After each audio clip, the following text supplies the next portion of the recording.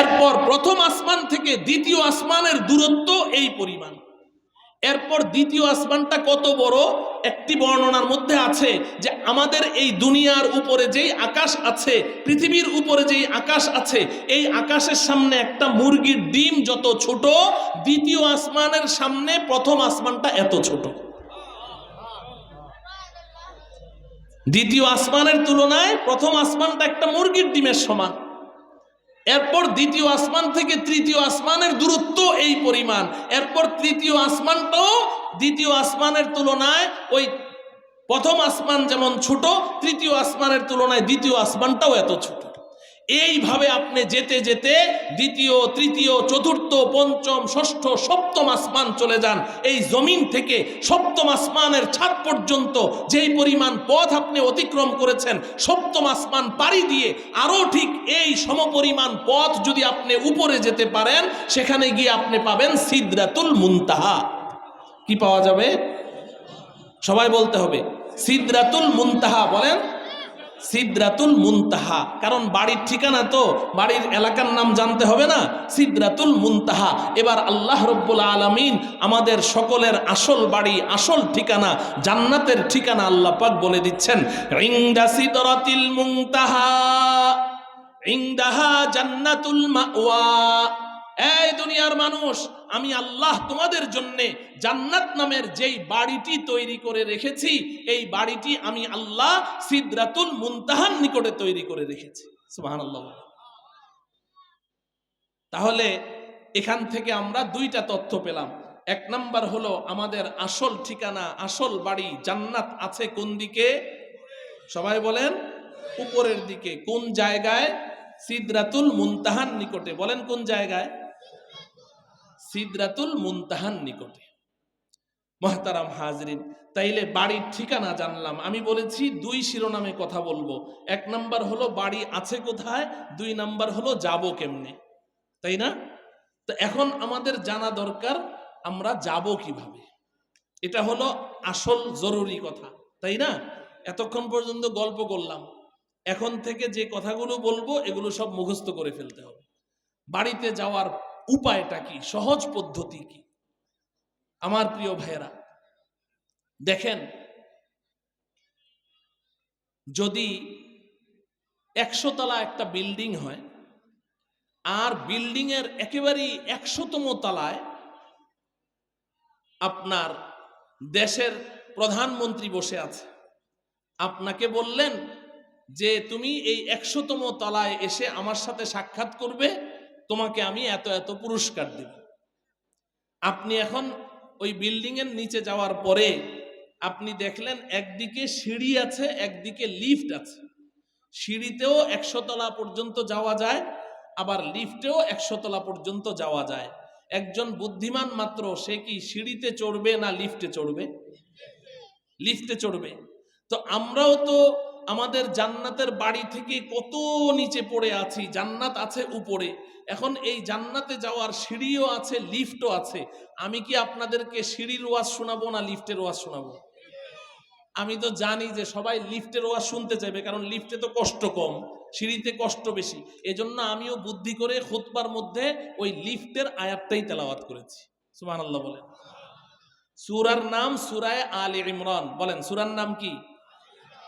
আয়াত নাম্বার 103। আয়াত নাম্বার কত? কারণ আজকের মাহফিলটা হলো যুবক ভাইয়ারা তাফসিরুল কোরআন মাহফিলের শিরোনাম দিয়েছেন। এমনি ওয়াজ মাহফিল আর তাফসিরুল কোরআন মাহফিল একরকম হয় না। তাফসিরুল কোরআন মাহফিলের নিয়ম হলো কোনো একটি সুনির্দিষ্ট আয়াত অথবা সুনির্দিষ্ট একটি সূরা, ওটাকে সামনে রেখে আলোচনা করা।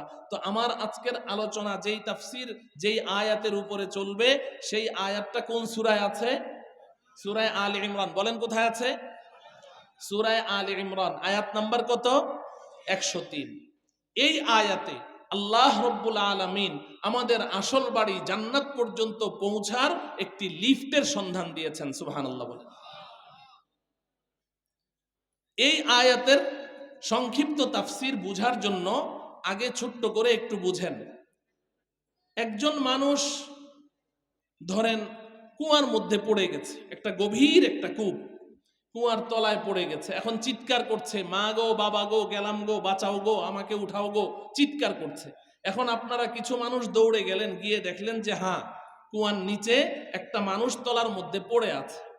এখন এই মানুষটাকে যদি আপনারা কুয়ার তলা থেকে উঠাতে চান, তাহলে কি করতে হবে বলেন তো? একটা রশি ছাড়তে হবে কিনা? উপর থেকে একটা রশি ছাড়তে হবে কিনা? তার 1 নাম্বার শর্ত হলো উপর থেকে একটা রশি ছাড়তে হবে। 2 নাম্বার শর্ত হলো যেই রশিটা আপনি ছেড়েছেন ওই রশিটা মজবুত হওয়া লাগবে, ঢিলা ঢালা হলে ছিঁড়ে যাবে। 3 নাম্বার শর্ত হলো যেই মানুষটা নিচে পড়ে আছে উপরে উঠতে চায়, আপনি যখন রশিটা ছাড়লেন ও যদি সত্যি সত্যি উপরে উঠতে চায়, তাহলে ওই রশিটাকে শক্ত করে ধরতে হবে, ঠিক কিনা? যদি গাউরা টাইপের হয়, ঢাকায় গাউরা কয়, গাউরা বুঝেন? যে ও যদি কয় যে না আমি রশি টসি ধরুম না, আমি উপরে উঠুম, ও কেয়ামত পর্যন্ত উঠতে পারবে? রশি ধরা লাগবে কিনা? 4 নাম্বার শর্ত হলো সে যখন রশিটা চেপে ধরেছে এবার উপর থেকে টান মারতে হবে, তাইলেই লোকটা কি করবে? উপরে উঠে যেতে পারবে, ঠিক কিনা? ঠিক যদি এই উদাহরণটুকু আপনাদের বুঝে আসে, তাহলে আমরাও তো এতটুকু আলোচনা থেকে বুঝতে পারলাম যে আমাদের আসল বাড়ি জান্নাত আছে কোন দিকে, আমরা আছি কোন দিকে। এখন আমরাও যদি আমাদের আসল বাড়ি জান্নাত পর্যন্ত পৌঁছতে চাই, তাহলে জান্নাতের মালিক আল্লাহ রব্বুল আলামিন দয়া করে মায়া করে আমাদের কাছেও একটা রশি ছাড়তে হবে, ঠিক কিনা বলেন? এই রশিটা বড় মজবুত হওয়া লাগবে, আমাদের সবাইকে ওই রশি শক্ত করে চেপে ধরতে হবে। এরপরে আল্লাহ পাক দয়া করে যদি রশিটা ধরে টান মারেন, তো আমরা সব আমাদের আসল বাড়ি জান্নাতে পৌঁছে যাব। মুহতারাম হাজরিন, এই যে আমি একটা রশির কথা বললাম না, আপনাদের অনেকের কাছে মনে হচ্ছে যে কি উদ্ভট কথাবার্তা বলছে। এই রশিটার সন্ধানী আল্লাহ রব্বুল আলামিন সূরা আলে ইমরানের কত নম্বর আয়াতে দিয়েছেন? সবাই বলেন। 103। এই আয়াতে আল্লাহ পাক বলছেন ওয়াতাসিমু বিহাবলিল্লাহি জামিআন ওয়া লা তাফাররাকু। আল্লাহ পাক বলেন, এই দুনিয়ার মানুষ শক্ত করে ধরো, ইতাসিমু, শক্ত করে ধরো। আল ইতিসাম আরবি শব্দ, শুধু ধরাকে কিন্তু ইতিসাম বলা হয় না। শুধু ধরার আরবি উলামায়ে কেরাম জানেন আখাযা ইয়াখুযু আখযান মানে ধরা, আর ইতিসাম মানে হচ্ছে মজবুতি কে সাথ পাকড়না, শক্ত করে ধরা। আল্লাহ পাক বলছেন ইতাসিমু, শক্ত করে ধরো, বিহাবলিল্লাহ, আল্লাহর রশি। সুবহানাল্লাহ বলেন। হাবলুন মানে রশি, হাবলুল্লাহ মানে আল্লাহর রশি। বলেন হাবলুল্লাহ অর্থ কি? আল্লাহর রশি। আল্লাহ বলছেন ইতাসিমু বিহাবলিল্লাহ, আল্লাহর রশি শক্ত করে ধরো, জামিআন, সবাই মিলে ধরো, ওয়ালা তাফাররাকু, আল্লাহর রশি ধরতে গিয়ে আপোষের মধ্যে বিচ্ছিন্ন হয়ে যেও। সুবহানাল্লাহ পড়ে। বুঝে থাকলে বলুন তো দেখি, সূরা আলে ইমরানের 103 নং আয়াতে আল্লাহ রব্বুল আলামিন আমাদের সবাইকে একসাথে কি ধরতে বলেছেন? কার রশি? কার রশি? আল্লাহর রশি। সুবহানাল্লাহ বলে। এই রশিটা আল্লাহ পাক ছেড়েছেন আমাদেরকে জান্নাতের বাড়িতে নেওয়ার জন্য। তো রশি তো আমরা জানলাম, আল্লাহ পাক আমাদের কাছে রশি ছেড়েছেন, ধরতেও বলেছেন। এখন আমরা কি সেই রশিটা ধরতে রাজি আছি? সবাই রাজি আছি? আল্লাহ রব্বুল আলামিন আমাদের সকলকে আল্লাহ পাকের রশি শক্ত করে ধারণ করার তৌফিক দান করুন। আমার প্রিয় ভাইয়েরা, এখন যদি আল্লাহর রশি ধরতে হয়, তো 1 নাম্বার হলো রশি চিনতে হবে, 2 নাম্বার হলো ধরার সিস্টেম জানতে হবে, ঠিক কিনা? 1 নাম্বার কি? রশি চিনতে হবে। কারণ রশির কি অভাব আছে পৃথিবীতে? রশির তো অভাব নাই। আগে তো আল্লাহর রশি চিনতে হবে। না চিনে যদি বে জায়গায় হাত দেই তাহলে তো অন্যদিকে চলে যাব, ঠিক কিনা? তাহলে 1 নাম্বার রশি চিনতে হবে, 2 নাম্বার হলো রশিটা ধরার সিস্টেমও কি করতে হবে? জানতে হবে। মুহতারাম ভাইও, এখন আল্লাহর রশি চিনবো কেমনে? আমাদের দেশের অনেক ভাইয়েরা কিন্তু রশি চিনতে ভুল করে ফেলেছেন। এই বেচারারা সূরা আলে ইমরানের 103 নম্বর আয়াত পড়ে তারা পেরেশান হয়ে গেছে যে আল্লাহর রশি কোথায় পাওয়া যায়। খুঁজতে খুঁজতে খুঁজতে খুঁজতে হয়রান পেরেশান, কোথাও তো রশি পাওয়া যায় না। চিন্তা করলো যে ঠিক আছে মক্কা মদিনায় গিয়ে দেখি ওখানে আল্লাহর রশি পাওয়া যায় কিনা। ওখানে গিয়েও ঘুরে আসলো লক্ষ লক্ষ টাকা খরচ করে, কিন্তু ওখানেও কোনো রশির সন্ধান পেল না। দেশে এসে দেখে সর্বনাশ, এই লাখ লাখ টাকা হুদাই খরচ করলাম, এই দেশে তো ফরিদপুর জেলায় গেলে রশি পাওয়া যায়। কোথায় আছে না নাই? কয়টা? কয়টা? 8টা, একটা দুইটা না 8টা, কয় যে পাইছি, জন্মের মতো চেপে ধরে। ও আমার প্রিয় ভাইয়েরা, আমি আপনাদের কাছে জানতে চাই, আল্লাহ রব্বুল আলামিন আমাদেরকে আমাদের আসল বাড়ি জান্নাত পর্যন্ত পৌঁছার জন্যে এমন রশি ছাড়লেন, যেই রশি মক্কা মদিনায়ও পাওয়া যায় না, পৃথিবীর কোথাও পাওয়া যায় না, ফরিদপুর জেলায় গেলে পাওয়া যায়। এই রশি কি সেই রশি? এই রশি কি সেই রশি? তাহলে আমরা আজকে নিশ্চিত করে বলতে পারি, আমার যে সমস্ত ভাইয়েরা ওই রশি ধরেছেন, তারা আল্লাহর রশি চিনতে ভুল করেছে। কোনো সন্দেহ আছে কি? এই এলাকায় আছে? যদি থাকে, আমার মাইকের আওয়াজ যতদূর যাচ্ছে, আমি একজন শুভাকাঙ্ক্ষী হিতাকাঙ্ক্ষী ভাই হিসেবে বলছি, তওবা করতে হবে, তওবা করতে হবে এবং আল্লাহর রশি চিনে সেই রশি ধরতে হবে। আল্লাহ আমাদেরকে বুঝার তৌফিক দান করুন। তাহলে প্রশ্ন হলো, তাহলে আল্লাহর রশি কি? আল্লাহর রশি কি? আপনি তাফসীরের কিতাব খুলেন, যে কোনো একটা গ্রহণযোগ্য তাফসীরের কিতাব খুলেন, কোনো দ্বিমত নাই, সমস্ত মুফাসসিরিনে কেরাম এই সূরা আলে ইমরান আয়াত নাম্বার কত? 103 তাফসীরের কিতাব খুলেন, সবাই এক কথা বলেছেন, হাবলুল্লাহি আল কোরআন, আল্লাহর রশির নাম হলো আল কোরআন। সুবহানাল্লাহ। আল্লাহর রশির নাম কি? আল কোরআন। তাইলে আল কোরআনকে রশি আমি বলেছি না আল্লাহ বলেছেন? কে বলেছেন? আল্লাহ বলেছেন। খুব ভালো করে বুঝেন। এখন প্রশ্ন হলো, কোরআন এটা তো কোনো পাটের রশিও না, প্লাস্টিকের রশিও না, স্টিলের রশিও না। কোরআন তো একটা কিতাব, দুই দিকের মলাট, মাঝখানে সাদা পৃষ্ঠায় লেখা কালো হরফের একটা কিতাব। এই কিতাবটাকে আল্লাহ পাক রশি কেন বললেন? কোনো রহস্য আছে না নাই?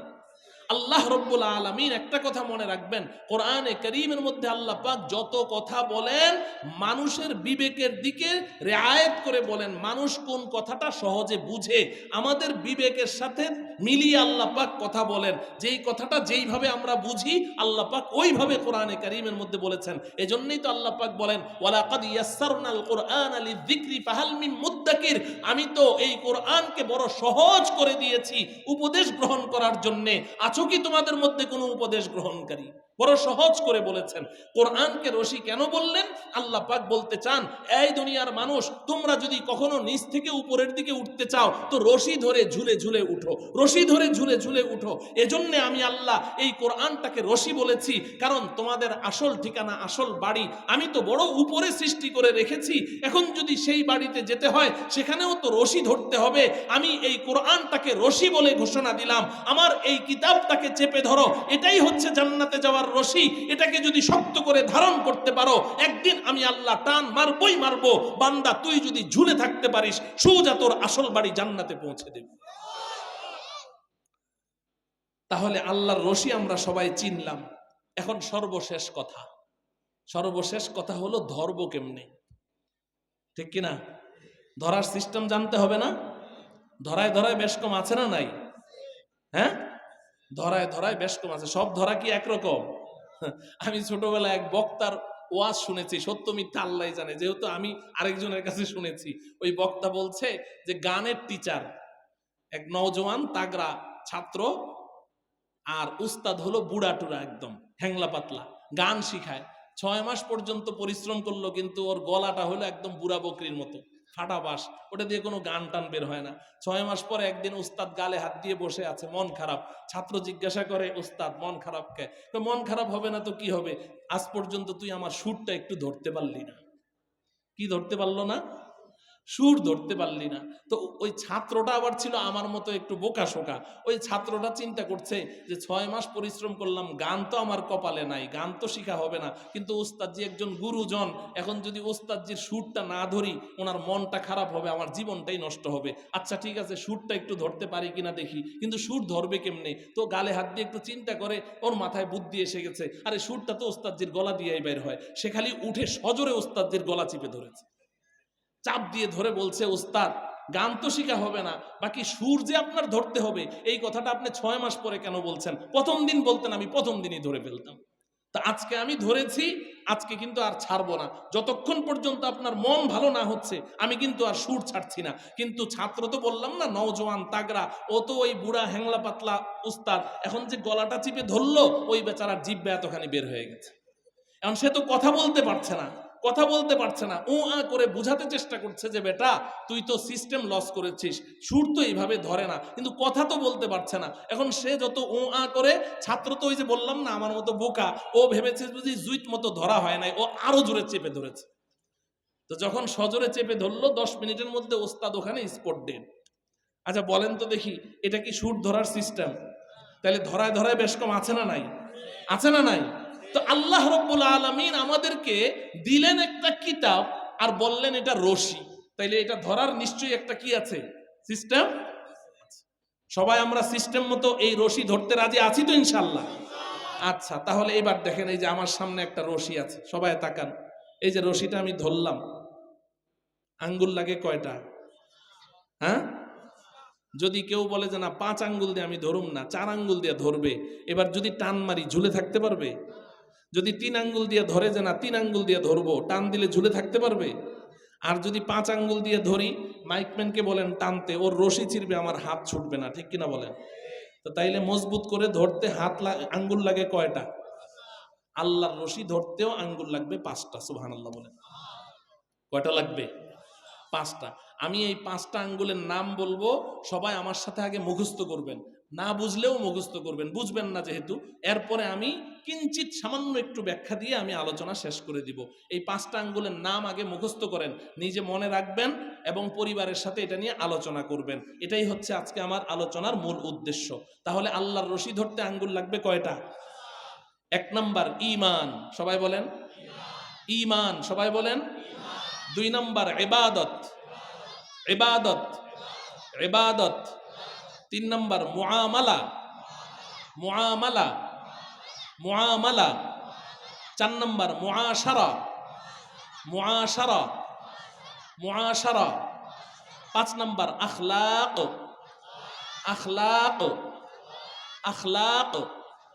এই 5টা, এই 5টা নাম শুনে আপনারা শিক্ষিত মানুষ বুঝে গেছেন এই আঙ্গুল সেই আঙ্গুল না, রক্ত মাংসের আঙ্গুল না। অর্থাৎ আমি যে 5টা শব্দ ব্যবহার করেছি, এই ইসলাম এই 5-এর মধ্যেই সীমাবদ্ধ, এই 5-এর বাইরে আর ইসলাম নেই। এই 5 ভাগে বিভক্ত, এই 5-এর বাইরে আর ইসলামের মধ্যে কিছু নাই। এজন্য এই 5ও সেক্টরে আমাকে আপনাকে খাঁটি মুসলিম হতে হবে, তবেই 5টা আঙ্গুল সুস্থ সবল আছে, আল্লাহর রশি ধরা আছে। আর যদি আপনি বলেন যে না ঈমানের ক্ষেত্রে তো আমার ইসলাম ঠিক আছে, ইবাদতের ক্ষেত্রে মোটামুটি ইসলাম ঠিক আছে, মুআমালা, মুআশারা, আখলাকে 3 আঙ্গুল নাই, তো 2 আঙ্গুল দিয়ে ঝুলে থাকতে পারবেন না। আঙ্গুল কয়টা লাগবে? 5টা আঙ্গুল লাগবে। এই 5টা আঙ্গুলকে যদি সুস্থ সবল রাখা যায়, তবেই আল্লাহর রশি শক্ত করে ধরা হবে, আর আল্লাহ টান দিলে আমি ঝুলে থাকতে পারবো। এবার আসেন 1 নম্বর আঙ্গুলের নাম কি? জোরে বলতে হবে।